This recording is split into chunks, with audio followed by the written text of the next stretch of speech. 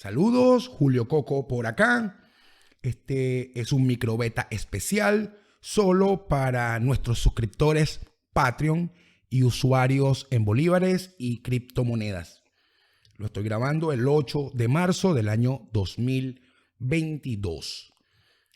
Dependiendo la opinión de nuestros usuarios y nuestros Patreons, veremos si se libera dentro de un par de días o no. Este audio tiene como objetivo darte una visión y un conjunto de respuestas que nuestros suscriptores y nuestros Patreons nos han hecho y que tiene que ver con la reunión del embajador James Story y el encargado de la Casa Blanca, Juan González, con una delegación liderada por el mismo Nicolás Maduro, Cilia Flores y Jorge Rodríguez, a propósito del cambio de la configuración política y económica en el mundo, a propósito de la invasión que ordenó Vladimir Putin sobre la nación Ucrania. Primero, quiero hacer una salvedad para este análisis. Vamos a diferenciar lo que es Venezuela de lo que es el chavismo.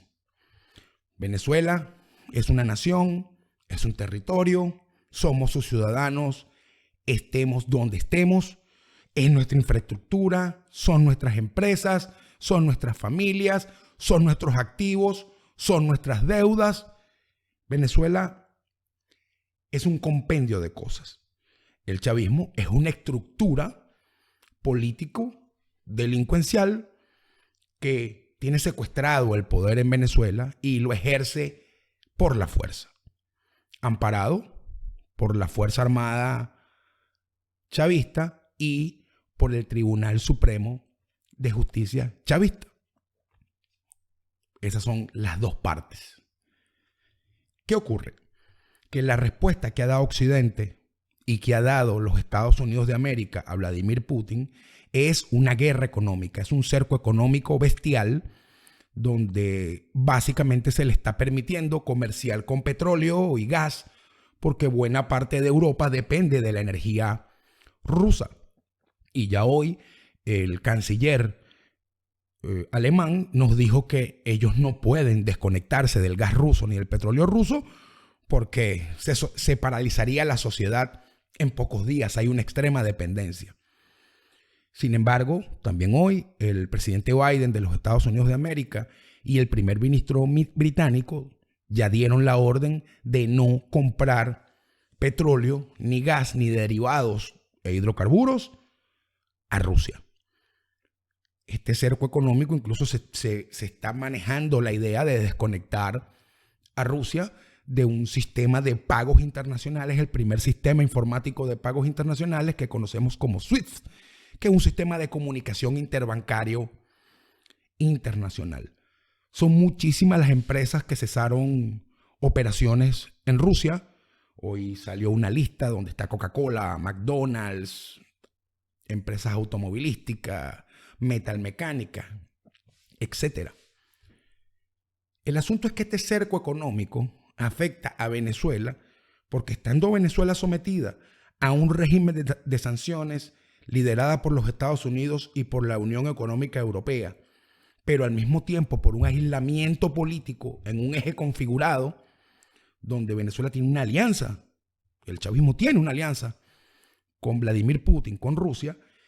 Cercar económicamente a Rusia es un cerco económico directo a Venezuela y eso lo dijeron muy claramente los funcionarios estadounidenses hace unos días, que lo que le hicieran a Rusia iba a pegar en Venezuela. ¿Por qué? En principio porque, por un lado, por las sanciones y también por el aislamiento político, las operaciones financieras internacionales del Estado venezolano se hacen en triangulación con bancos rusos y con bancos turcos y con China. Venezuela no está ni siquiera en el sistema SWIFT, en el sistema de comunicación interbancario global, que es el principal. No es el único, pero es el principal. Y bueno, ahí se canjea oro, se canjean cosas. Es todo un asunto que, si bien es cierto, no comprendemos en su completa magnitud, lo que sí entendemos es que si cercan a la banca rusa, el Estado venezolano tiene un problema, pero el chavismo también tiene un problema porque mueve dinero a través de Rusia. Lo segundo es que Rusia tiene convenios petroleros con petróleos de Venezuela por encima de las sanciones. Y hay campos petroleros que en algún momento en convenios operativos estaban siendo explotados por empresas rusas y por empresas bielorrusas, que en el marco de este cerco económico, que esas empresas puedan funcionar en Venezuela y efectivamente seguir cobrando o adquiriendo deuda, se hace inviable. Y sin saber si en algún momento va a haber un bloqueo real desde el punto de vista marítimo y desde el punto de vista aéreo, es decir, comercial, de tal manera de que no se puedan enviar o recibir mercancías y productos petroleros o el mismo petróleo entre Rusia y Venezuela. Lo tercero tiene que ver con el ahorro y la caja chica, porque las sanciones de Venezuela que pesan sobre Venezuela no son solamente contra el petróleo de Venezuela, contra PDVSA, también es contra el Banco Central. Y Estados Unidos por su parte, Inglaterra por su parte y en otros lugares hay oro y hay dinero de las reservas internacionales de Venezuela que están bloqueados, es decir, a los cuales el chavismo no tiene acceso. Sin embargo, muchos de los abonos a las nuevas reservas internacionales y a la caja chica del Banco Central de Venezuela tiene que ver con banca rusa y con fondos de inversión rusos, repito, donde también participa Turquía y donde participa China. Y con un agregado, Rusia le garantiza al chavismo la protección de los datos financieros y económicos. Todo lo que nosotros sabemos de la economía venezolana son estimados. El Banco Central de Venezuela básicamente no publica cifras oficiales y las pocas que publica están maquilladas. Nadie sabe realmente cuál es el estado exacto de la economía venezolana. Y por último, y no menos importante, es que existe una cooperación militar entre Rusia y Venezuela, que va desde carrera armamentística hasta inteligencia militar y política doméstica e internacional. Entonces, bien, ¿por qué el presidente Biden decide conversar con Nicolás Maduro, que nada más y nada menos tiene una orden de captura internacional por el Departamento de Justicia de los Estados Unidos, donde incluso se le puso millones de dólares a la información que conduzca a su captura, y manda a 2 personas de su alto equipo a reunirse con él? O sea, que de paso no se ganaron los 15 millones. Cuando el petróleo y los derivados que puede surtirle Rusia a Estados Unidos son irrisorios y puede compensarlos, ya sea activando la producción petrolera interna mediante el fracking, o las empresas y el gobernador de Alaska, que Alaska es otro estado de los Estados Unidos, pero que está arriba, pegado de Canadá, dijo que ellos podían suplir eso. Detuvieron la construcción de un oleoducto que va desde Canadá hasta el estado de Texas, que también pudiese solucionar el problema. Entonces nos preguntamos, ¿qué está buscando Biden con Maduro? ¿No? Una pregunta complicada, ¿no? Hay distintos análisis, distintas voces. Yo voy a dar la mía. Aquí hay algo más que no sabemos. No creo en el análisis simplista que Estados Unidos necesita petróleo venezolano.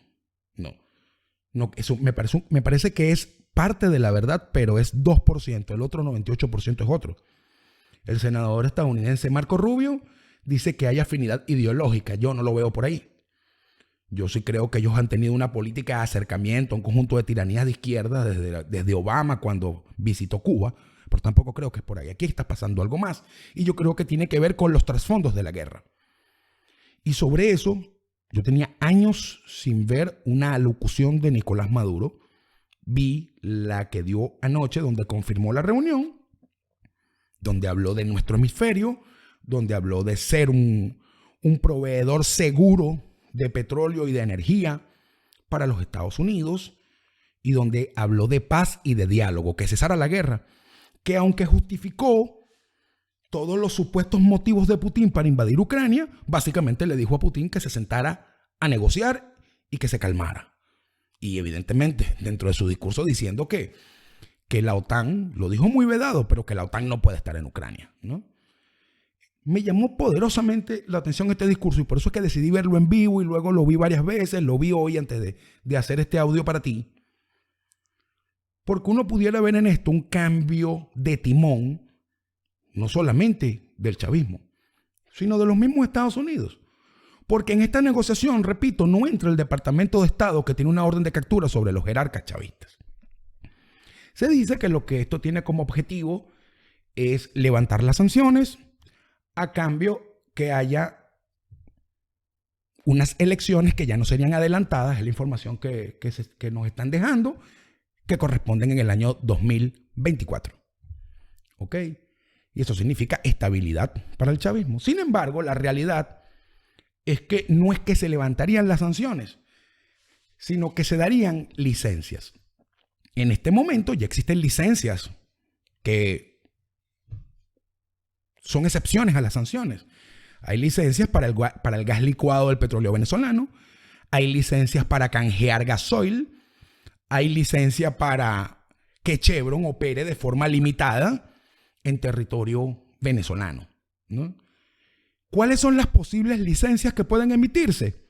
Que haya canje de petróleo por deuda, que haya canje de petróleo por ayuda humanitaria, que haya canje de petróleo por insumos para el mejoramiento de crudo, como la nafta, que se pueda incorporar a Venezuela en el sistema SWIFT, es decir, que ya no sea Rusia quien reciba y maneje los pagos, sino que los pueda manejar directamente el Banco Central de Venezuela. Y esto sería de las sanciones que no pesan sobre PDVSA, sino sobre el Banco Central. Y que esto tendría que venir acompañado de conexiones aéreas y portuarias con la posibilidad de reestructurar algunas deudas que tiene el Estado venezolano y que esto pudiese oxigenar al sistema bancario venezolano. Entendiendo que la joya de la corona es Citgo, la refinería que tiene Venezuela en Estados Unidos, que está bajo litigios por cobro, tanto por la empresa Crystalex como por empresas rusas, y que sigue protegida por los Estados Unidos hasta el año 2023. Ahora, el asunto del petróleo venezolano, lo que nos dice hoy la OPEP es que Venezuela está produciendo 750,000 barriles al día. Maduro dice que es 1,000,000, pero el asunto es que el año pasado el promedio estaba por debajo de los 700, de los 600,000 barriles. Esto significa que sí hay un aumento en la producción petrolera, pero no al nivel de poder compensar lo que Rusia le puede dar o le vende a los Estados Unidos o algunos otros clientes de la región. ¿Se puede levantar la producción petrolera venezolana? Por supuesto que sí, pero eso amerita una cantidad de dinero elevada. Maduro dijo que puede llegar a 3 millones de barriles al día. Lo que dicen todos los expertos que consulté, he estado todo el día consultando el asunto, dicen que para llegar a esa cifra hay que invertir un aproximado de 15,000 millones de dólares durante 7 años para llegar a esa cifra. Entonces, no nos cuadran los números, las matemáticas no fallan. Aquí hay más. ¿Qué tiene Maduro que le interese a Biden en el medio de una guerra real entre una potencia como Rusia invadiendo un país fronterizo de la OTAN que le está ofreciendo Maduro para Maduro alinearse a este lado? Y nos llama la atención que qué es eso que está dando Maduro, que salió Cuba, el presidente de Cuba, el dictador Díaz-Canel, muy molesto por esa reunión. Igualmente que el gobierno canadiense salieron muy molestos por esta reunión. El gobierno mexicano muy molestos de esta reunión, y el gobierno mexicano y el gobierno cubano son amigos de Maduro, ¿no? Entonces vemos también que hay un problema interno en la izquierda americana, de toda América, no solamente de Latinoamérica, tanto de los que están en la onda dictatorial, como los que andan en la onda progresista, como los que andan en la narcoizquierda. Es decir, esto se descalabró, tal como lo dije en su momento, el mundo cambió. Ahora, este cambio, si aquí hubiese un gobierno democrático y no hubiesen destruido PDVSA, realmente nosotros estuviésemos ahorita en las condiciones de entrar a una nueva bonanza petrolera inusitada, porque el petróleo va a seguir subiendo a medida que escale la guerra. Y esta no es una guerra en el Medio Oriente, es una guerra en Europa. Muchos nos han preguntado si esto favorece o no a Venezuela, y por eso inicié el audio hablando de las diferencias entre Venezuela y el chavismo. Y bueno, para los que entendemos que las soluciones para Venezuela pasan por un cambio de sistema político, es decir, no solamente un cambio de gobierno, es que hay un cambio del sistema político. Es que haya un gobierno de transición que estabilice Venezuela a nivel social, a nivel económico, a nivel jurídico, a nivel institucional, a nivel territorial, para poder entrar a una nueva etapa de reconstrucción de las instituciones democráticas y de la producción económica.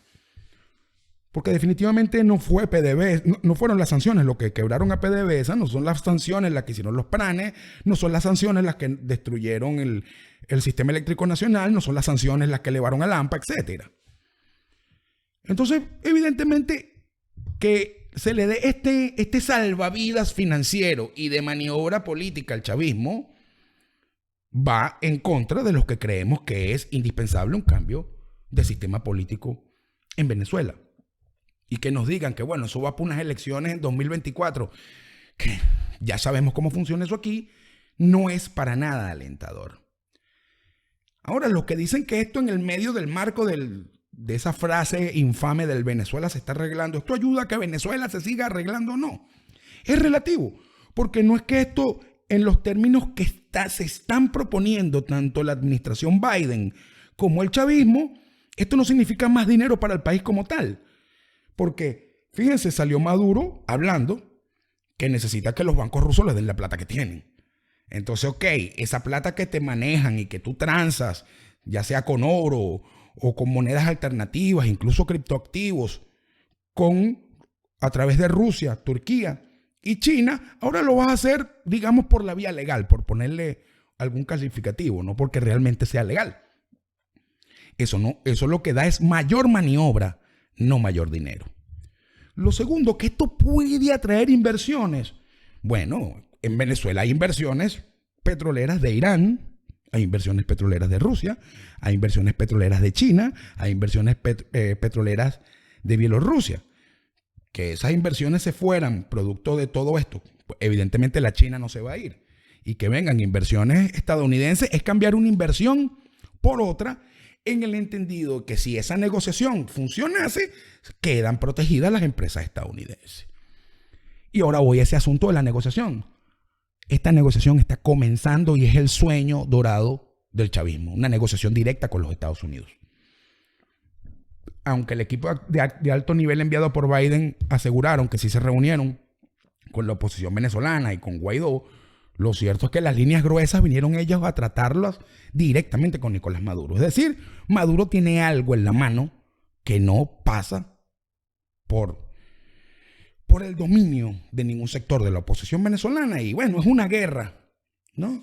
No quiero andar un poco más para allá. Lo que sí, y para comenzar la conclusión de esto y siguiendo las respuestas a las preguntas que ustedes me han hecho, tanto por correo electrónico como por el chat de mi Patreon, es que en algunas zonas petroleras del país sí pudiera sentirse una mejora, por supuesto que sí. Desde el punto de vista macroeconómico, lo que estuve estudiando, pregunté, vi, la mejoría no sería tanta como se cree. En el mediano plazo, lo que habría es mayor maniobra política, un poquito de mayor independencia para algunos sectores privados y por supuesto los que tienen deuda venezolana se verían beneficiados y eso pudiese traer reestructuraciones de deuda que oxigenarían. Y sí, es posible que si Venezuela se incorpora en el sistema SWIFT, ahí sí mejoran algunas cosas, eso sí, porque por lo menos yo que tengo ese asunto para cobrarle a Google, ya yo pudiera cobrarle a Google. Y eso sería una excelente noticia para los freelancers en Venezuela, ¿no? Que hacen de todo para poder cobrar los servicios que prestan a clientes en el extranjero desde Venezuela. No soy optimista con respecto a esto. Repito, esto es una negociación incipiente que está iniciando. Creo que, como lo dije en Twitter, Maduro tiene mucho que ganar, poco que perder. Creo que el costo político para la administración Biden de estas conversaciones es elevado, muy, muy elevado. Y sobre todo en el marco de que antes del inicio de la guerra ya había un problema de inflación dentro de los Estados Unidos de América. Hay una alza en el precio del combustible y todo esto indica que eso va a seguir subiendo y dentro de la sociedad estadounidense eso es un problema. Eso es un problema. El asunto es que los impactos económicos de la invasión a Ucrania y el cerco económico a Rusia va a traer un problema económico global en el medio de la inflación global y en el medio de una caída del Producto Interno Global originado por el paro económico de la pandemia. Es decir, no es alentador. No es alentador. Ahora, nosotros los venezolanos, fíjense ustedes que el paro económico de la pandemia no nos pegó tan fuerte como en otros países, porque aquí estamos tan mal que es como tener quimioterapia y te cortas una mano. Bueno, nada, el problema es la quimioterapia. Y ahorita es que medio vemos algo en el panorama y pasa esto. Y pasa esto. Y sobre eso voy a responder una pregunta final que me hicieron varias personas que estaban planificando si migrar o no migrar a raíz de esto. Es decir, si esto ayuda a la economía o no. Mi respuesta es la siguiente. Este no es el momento de emigrar de Venezuela, no porque la economía venezolana esté mejorando o porque a causa de esta negociación que está iniciando y que no sabemos si va a terminar bien para los Estados Unidos y para el chavismo, que no es lo mismo que para Venezuela. El asunto es que afuera la economía se está agravando. En el caso europeo ahora viene todo el éxodo y los refugiados de Ucrania y sin saber hacia dónde va esa guerra, porque Putin no echa para atrás. La OTAN permanece firme en no participar directamente del conflicto y sencillamente ahondar en el cerco económico. Putin se está preparando para tener una economía y un sistema propio oriental que va desde un sistema de pagos interbancarios hasta su propio internet. Lo están gestando con China. Están gestando seriamente desdolarizar la economía mundial. Y esto no es una cuestión que del 24 de febrero que inició la invasión a hoy que es 8 de marzo. O sea, nosotros no tenemos todavía absolutamente nada claro en el panorama hacia dónde se dirige esta confrontación que ya superó lo militar, que es geopolítica, que es económica, que reconfiguró las alianzas. Y afuera se va a poner la cosa peor. Esa es la realidad. Y aquí entonces cierro con dos cosas importantes. Turquía, que también es aliado de Maduro, Turquía está en contra de Putin y la invasión. Con esa ancla cuenta el chavismo. China, a la hora de la pequeñita, yo creo que va a jugar con Rusia, pero sin afectar sus intereses en América. Y así como Alemania y otros países de Europa dependen en exceso de petróleo, gas y alimentos de Rusia, lo cierto es que Estados Unidos es altamente dependiente de Rusia porque la gran mayoría de sus empresas producen en Rusia y cercar económicamente, en China. Y cercar económicamente a China es cercar a empresas estadounidenses que ya con la salida de Rusia y todo este conflicto, ahí sí es verdad, como decimos acá en mi pueblo, se monta la gata en la batea. Entonces, cierro con esta reflexión. Vamos a seguir viendo esto con calma. Vamos a seguir siguiendo esto no solamente desde el ángulo de la noticia, sino ver los hechos reales y las posibilidades reales. Esta negociación incipiente entre la administración Biden y el chavismo, no sabemos si va a concluir bien para los intereses del chavismo y para los intereses de Biden, que por lo visto no son los mismos de los Estados Unidos, y tristemente hay que decirlo. Como también puede pasar que no pase nada en esa negociación y todo continúa igual. O como también puede pasar que esa negociación fracase, Maduro comete un error apoyando a Putin por donde no es o como no es y vengan por Maduro. Te habló Julio Jiménez Hedler en Twitter, @JulioCoco.